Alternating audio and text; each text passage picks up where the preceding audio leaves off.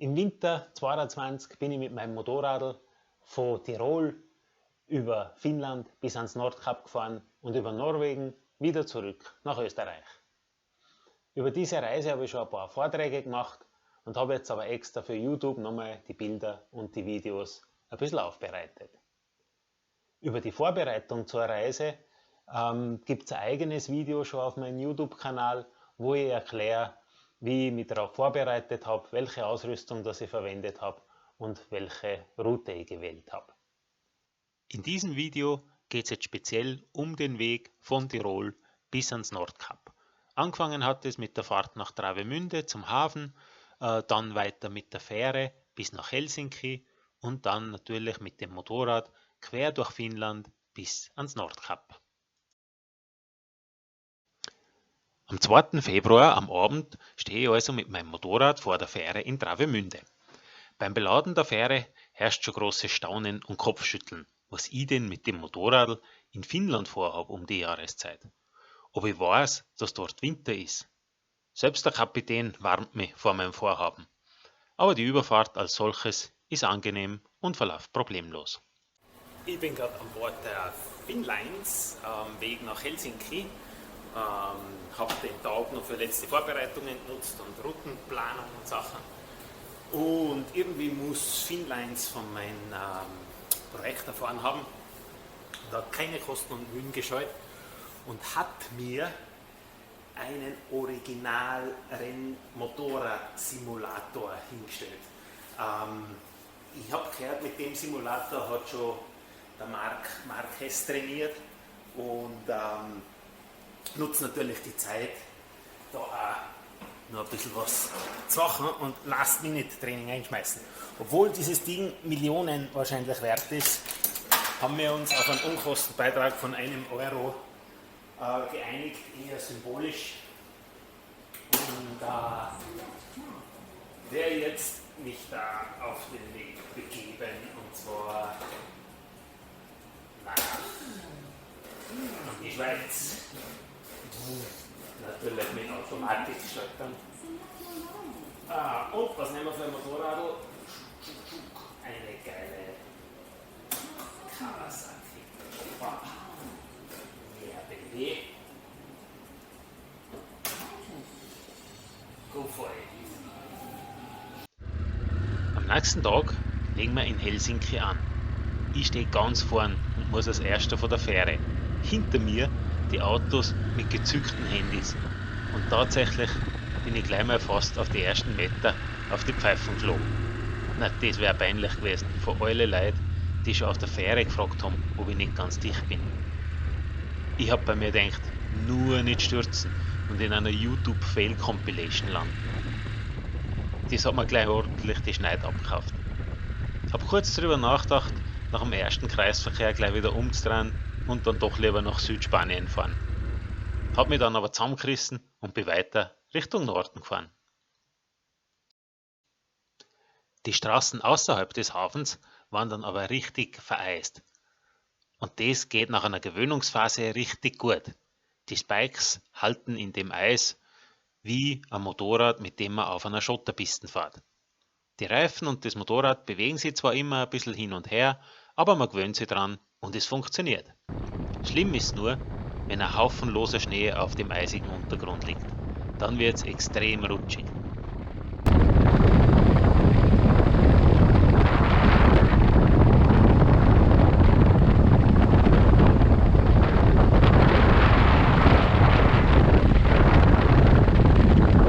Mein erster Stopp war die Sprungschanzen von Lahti. Leider habe ich mit dem Motorradl nicht runterspringen dürfen. Das wäre eine richtig coole Aktion gewesen. Aber vielleicht war es auch besser so. Die Temperaturen waren nicht so schlimm, maximal -5 Grad. Aber es war immer recht windig. Am ersten Tag bin ich ungefähr 300 Kilometer gefahren. Ich versorge das Motorradl, decke es zum Schutz vor Schnee und Kälte ein bisschen zu und baue die Batterie aus. Die nehme ich mit ins warme Zimmer. Geschlafen habe ich in der ersten Nacht in einem Zimmer einer Studenten-WG.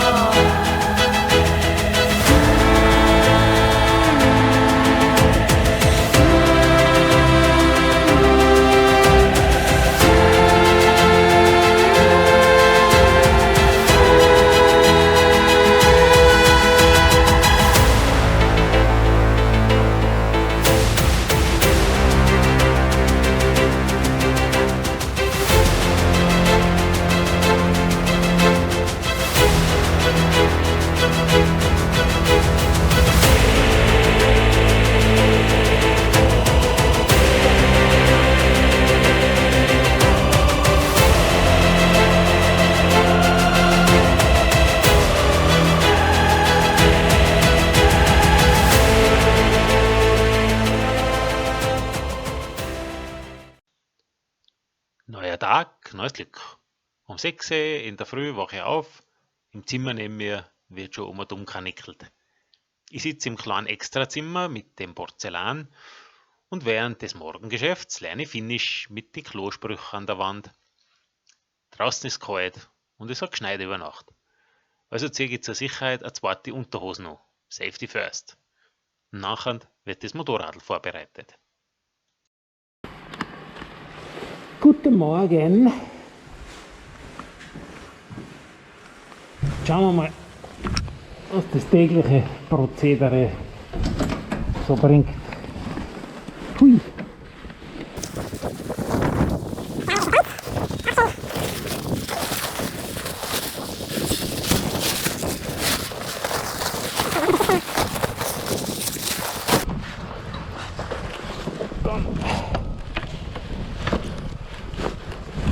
Machen wir mal die Taschen auf.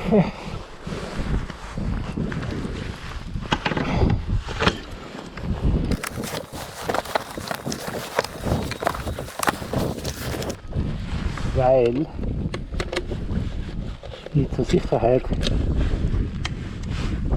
immer die Batterie ausbaue.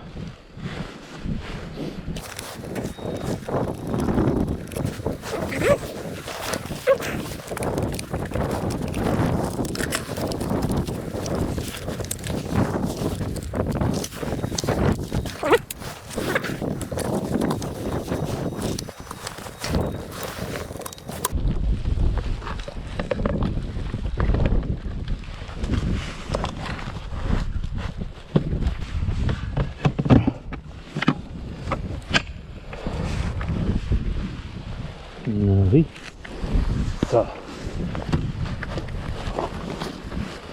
warmes Sitzpolsterl.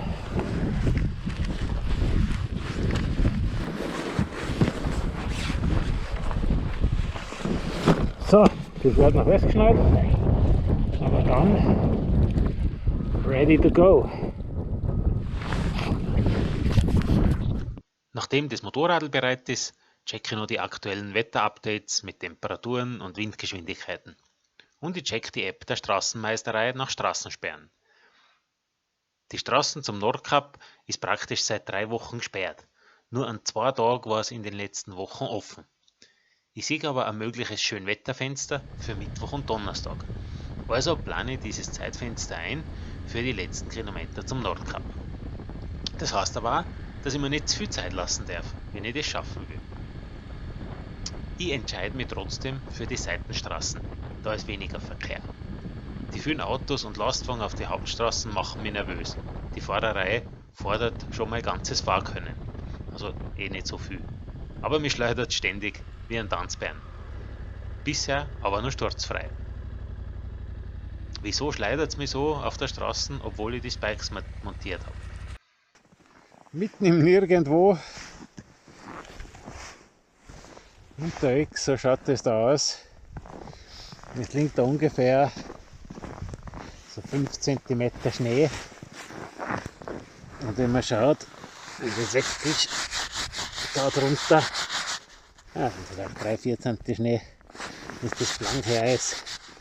Und da würden die Spikes greifen auf dem Eis, aber da komme ich nicht hin. Weil ich fahre halt auf dem Schnee, der da drauf liegt. Und das ist wie auf rohe Eier momentan. Also vorsichtig, konzentriert, sehr schwierig, sehr anspruchsvoll. Aber macht Spaß. Au revoir. Nach ca. 400 Kilometern erreiche ich die Ortschaft Oulu. Das klingt wie Honolulu auf Hawaii, ist aber um einiges kälter. So, jetzt bin ich gerade weggefahren in der Früh.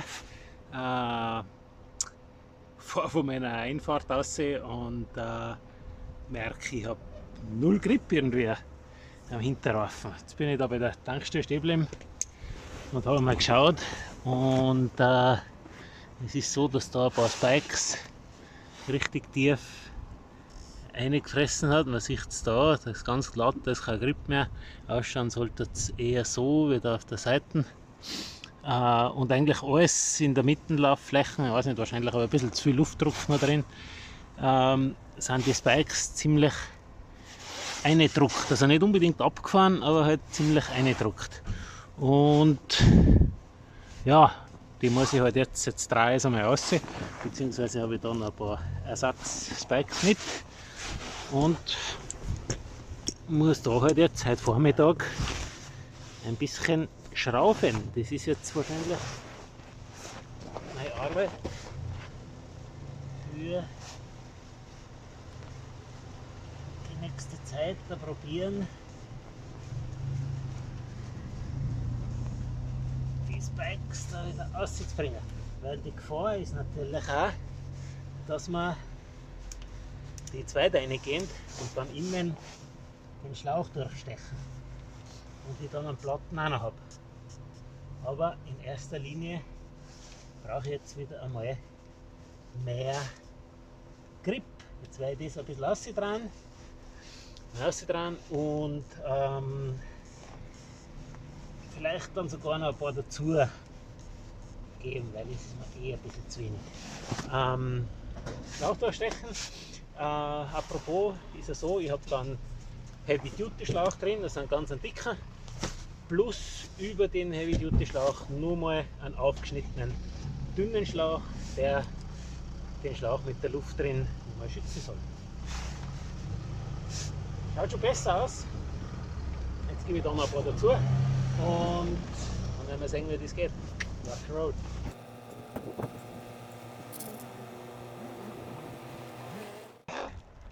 O mächtiger Rabe, zeig mir den Weg nach Norden. Norden. Na, ich glaube, das ist andere Seiten. Ja, genau, die. Nein, das ist unten. Nein, das ist Süden. Alter! Der kennt sich aus. Hey Wolf! Hey Wolf!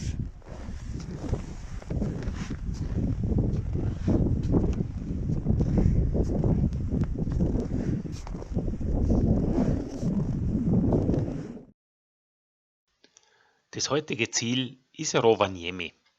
Da befindet sich der Polarkreis und die Heimat des Santa Claus. Außerdem bin ich jetzt in Lappland und somit im Land der Rentiere. Ich übernachte heute in einer Campinghütte am Rande von Rovaniemi, die ich mir mit 5 anderen Reisenden teile.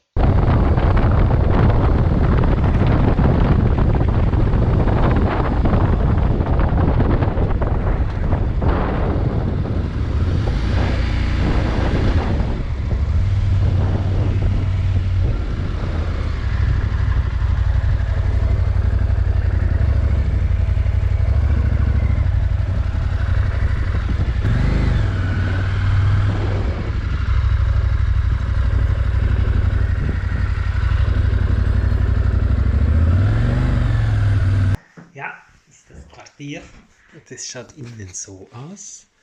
Da gibt es einen Gemeinschaftsraum und 4 Zimmer. Da wohnt der Chines, 2 Franzosen, Spanier und mein Zimmer mit 6 Betten.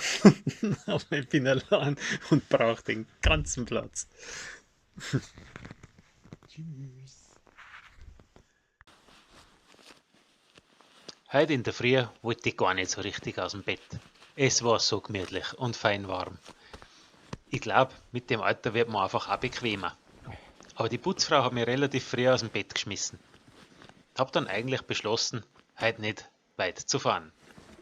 Trotzdem, ein kurzer Stopp beim Santa Claus und ein Foto beim Polarkreis muss einfach sein. Aber aus dem geplanten kurzen Stopp beim Santa ist fast ein 3-stündiger Aufenthalt im Santa Claus Village geworden.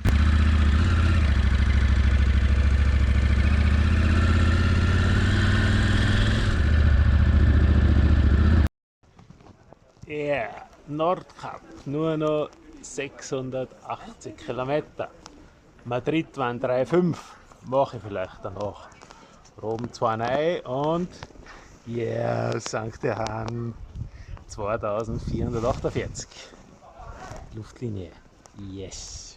Wunderbar. So, und bist das erste Mal hier in Nilafare? Ich bin das erste Mal Oh, hier. gut, Ja. und wie viele Tage noch hier in Nilafare? Ich komme mit dem Motorrad von Österreich Okay, Ja.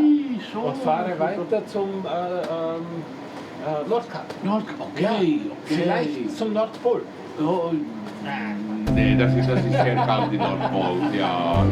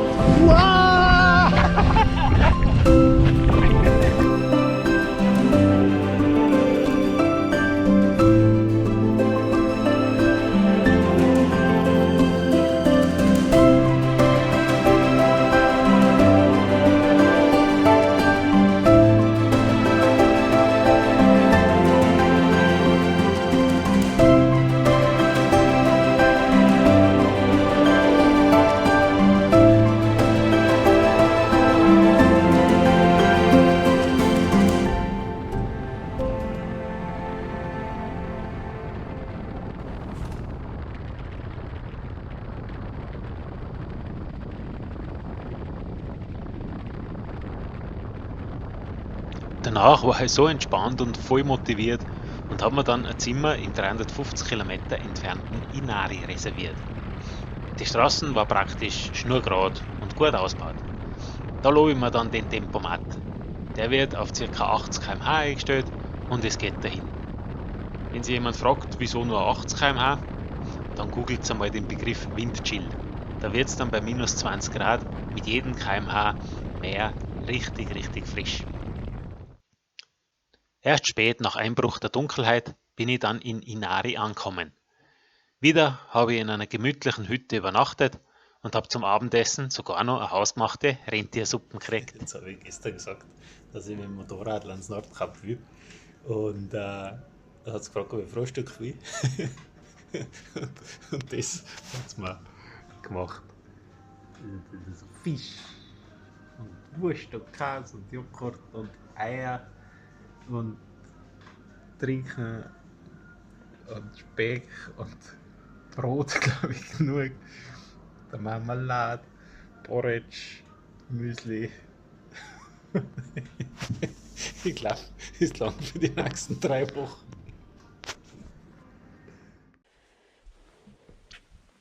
Nach diesem Mega-Frühstück geht es dann auf die letzten Kilometer durch Finnland bis zur norwegischen Grenze. Das Wetter ist ungefähr gleich wie jeden Tag. Es hat ca. 10 Grad minus, wobei es sich heute wirklich extrem kalt angefühlt hat. Und es ist bewölkt. Die Wettervorhersage für die nächsten Tage für eine Fahrt zum Nordkap ist aber immer noch gut. Also versuche ich heute so weit wie möglich zu kommen, um morgen dann zum Nordkap zu fahren.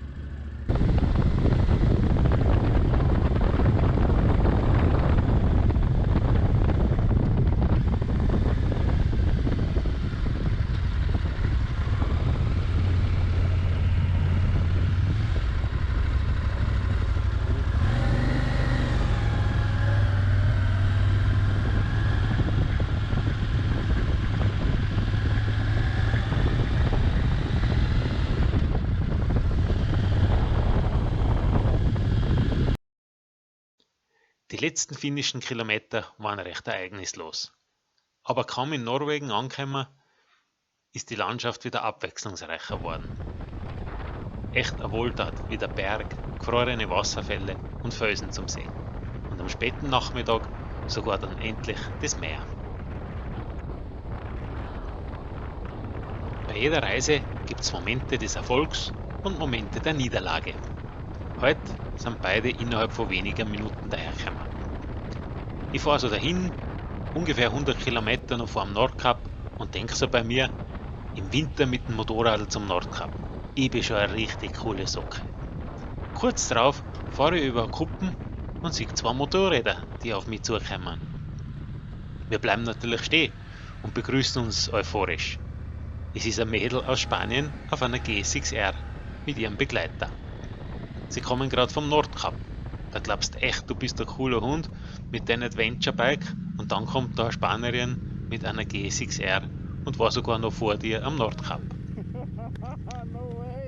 Ich habe mich gefühlt wie ein Münchner mit einem völlig überteuerten SUV in Kitzbühel. Aber nein, ernsthaft, solche Begegnungen sind einfach genial. Ein kurzer Plausch am Straßenrand, ein Händedruck, ein High Five, ein anerkennendes Nicken und jeder geht wieder seinen Weg.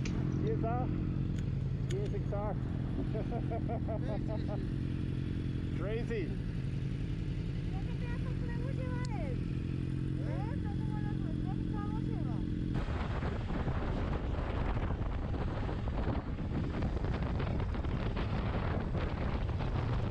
Mein heutiges Ziel war die Stadt Honigswag, ca. 30 Kilometer vom Nordkap entfernt. Die letzten Kilometer des heutigen Tages waren aber die größte Herausforderung bisher. Der Wind war so extrem stark, dass es richtig gefährlich geworden ist und ich überlege tatsächlich abzubrechen.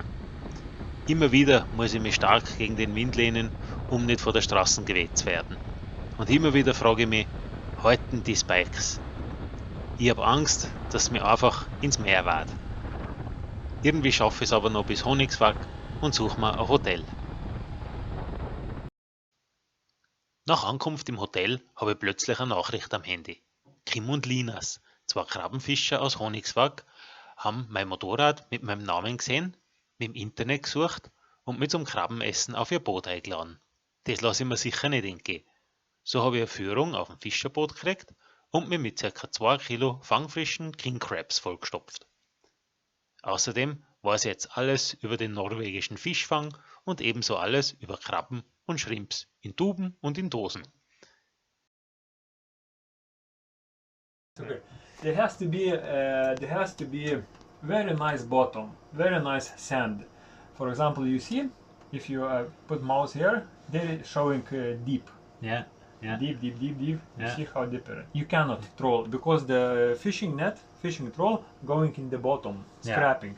And if there is a lot of stones, you will destroy your net. There is some such hole. That is very nice. Then you can. There is our trolling. Okay. From here to here about 2.5 hours, and then you're putting net here, going,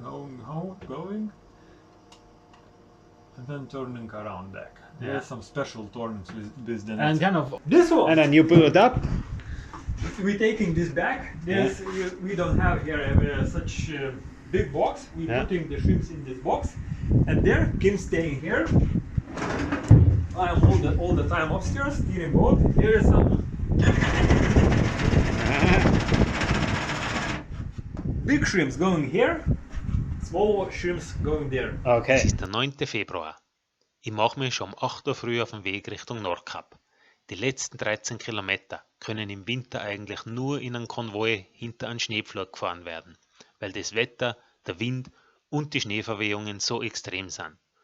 Ob ich mit meinem Motorrad überhaupt in den Konvoi darf, ist noch nicht klar. Aber ich wollte auf jeden Fall früh genug am Schranken sein. Und wie ich zu Schranken für die letzten 13 Kilometer komme, steht die offen. Also brauche ich nicht in den Konvoi, sondern kann einfach drauf losfahren. Ganz einsam und allein fahre ich über das Nordkap-Plateau. Die Sonne scheint, der Wind weht nur leicht. Und auch wenn das Eis auf der Straße nicht anders ist als die letzten 1500 Kilometer davor, fahre ich besonders vorsichtig. Ich bin richtig nervös und aufgeregt. Mir ist warm vor Aufregung und ich merke, dass ich ein bisschen verkrampft fahre. Dass das so cool und aufregend ist, hätte ich mir echt nicht gedacht.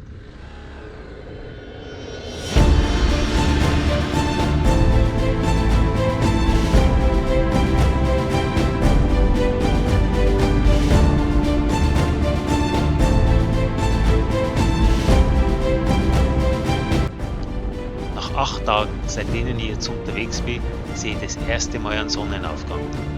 Die Lichtstimmung ist nicht in Worte zu fassen. Es ist eine Symphonie aus allen bekannten Rottönen über dem weiß bis golden glänzenden Schnee und daneben das schwarz-blaue Meer. weißt nicht, wo du hinschauen sollst und dir steht einfach nur der Mund offen vor Ehrfurcht vor dem Naturspektakel.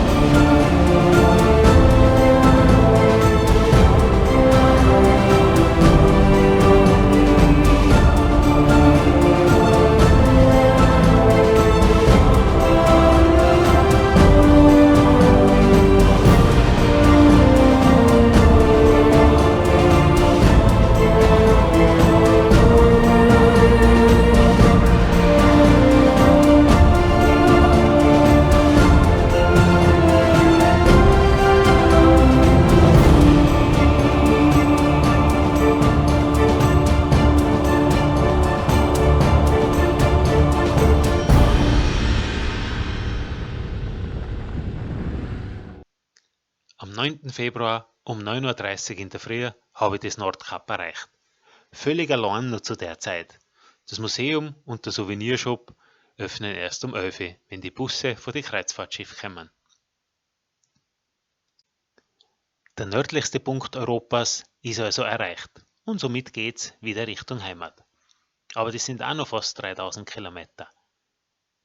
Ich will aber nicht so schnell wie möglich retour. Mir macht das Reisen im winterlichen Skandinavien richtig Spaß. Also beschließe ich, über die Küste Norwegens und die Lofoten wieder nach Hause zu fahren. Aber davon gibt's dann mehr im nächsten Video.